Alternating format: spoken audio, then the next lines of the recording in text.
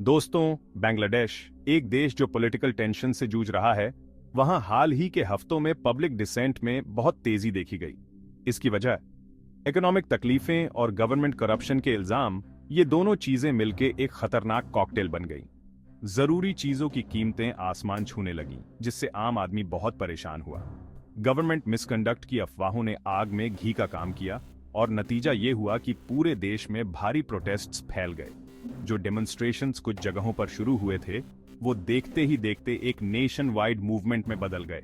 Students, workers और concern citizens सब सड़कों पर उतर आए और अकाउंटेबिलिटी और चेंज की मांग करने लगे। इस अनरेस्ट का सेंटर पॉइंट था कैपिटल सिटी ढाका, जहां अगस्त 5, 2024 को टेंशन अपने चरम पर पहुंच गया। अगस्त 5 का दिन एक अजीब सी एंटिसिपेशन के साथ शुरू हुआ। ढाका, जो कि आमतौर पर बहुत बिजी रहता है, उस दिन एक टेंस काल्म में डूबा हुआ था। जैसे जैसे सूरज ऊपर चढ़ता गया, वैसे वैसे एंग्जाइटी भी बढ़ती गई। दोपहर तक प्रोटेस्टर्स का एक सैलाब शहर के बीचों बीच इकट्ठा हो चुका था। वो हर वर्ग और तबके से आए थे और उनको एक शेयर्ड फ्रस्ट्रेशन और एक बेहतर बांग्लादेश की चाहत ने एकजुट किया था।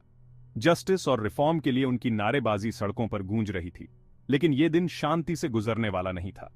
प्रोटेस्टर्स और लॉ एनफोर्समेंट के बीच क्लैशेस शुरू हो गए और जो थोड़ी बहुत शांति थी, वो भी चकनाचूर हो गई।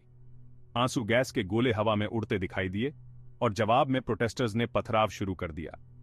हवा में डर और गुस्सा साफ महसूस किया जा सकता था और देखते ही देखते वो खूबसूरत शहर एक जंग के मैदान में तब्दील हो गया। जैसे ही ये केओस फैला, गवर्नमेंट ने तुरंत और सख्त एक्शन लिया। ढाका में स्ट्रिक्ट कर्फ्यू लगा दिया गया ताकि अनरेस्ट को रोका जा सके। सिक्योरिटी फोर्सेस, जो पूरी तरह से आर्म्ड थे और स्ट्रिक्ट ऑर्डर्स के तहत काम कर रहे थे, पूरे शहर में फैल गए। इंटरनेट, जो कि कम्युनिकेशन और इंफॉर्मेशन के लिए एक लाइफलाइन है, को बंद कर दिया गया, जिससे पूरा देश एक डिजिटल डार्कनेस में डूब गया। इसी बीच एक ड्रामेटिक टर्न ऑफ इवेंट्स में प्राइम मिनिस्टर ने देश को संबोधित किया और अपने पद से इस्तीफा देने का ऐलान कर दिया। ये एक अनएक्सपेक्टेड मूव था और हालांकि ये प्रोटेस्टर्स की डिमांड्स के आगे झुकने जैसा लग रहा था, लेकिन इससे अनरेस्ट ज्यादा देर तक शांत नहीं रही। पूरा देश अपनी सांसें रोककर इंतजार कर रहा था, होप और अनसर्टेनिटी के बीच फंसा हुआ। Section 4, public sentiment and international reaction. Bangladesh के ये इवेंट्स उसकी सीमाओं से बहुत दूर तक पहुंच गए। इंटरनेशनल न्यूज एजेंसीज इस अनफोल्डिंग क्राइसिस को कवर करने के लिए भाग दौड़ करने लगे। सोशल मीडिया, हालांकि बांग्लादेश के अंदर रिस्ट्रिक्टेड था, न्यूज और इंफॉर्मेशन शेयर करने का एक प्लेटफॉर्म बन गया। प्रोटेस्ट्स, क्लैशेस और उस पैल्पेबल टेंशन की इमेजेस ने पूरी दुनिया का ध्यान अपनी तरफ खींच लिया। इंटरनेशनल कम्युनिटी ने इस सिचुएशन पर अपनी गहरी चिंता जाहिर की। ह्यूमन राइट्स ऑर्गेनाइजेशंस ने वायलेंस की निंदा की और संयम बरतने की अपील की। नेबरिंग नेशंस ये सब देख रहे थे, इस डर से कि कहीं ये अनरेस्ट उनके यहां न फैल जाए। बांग्लादेश के अंदर पब्लिक ओपिनियन भी डिवाइडेड था। कुछ लोगों को ये प्रोटेस्ट्स एक जरूरी अपहीवल लगे, चेंज के लिए एक लॉन्ग ओवरड्यू डिमांड। वहीं दूसरी तरफ कुछ लोगों को इस केओस और अनसर्टेनिटी का डर सता रहा था। Section 5, the aftermath and the uncertain future. जब उन केओटिक दिनों का डस्ट सेटल्ड हुआ, तो बांग्लादेश खुद को एक क्रॉसरोड्स पर पाया।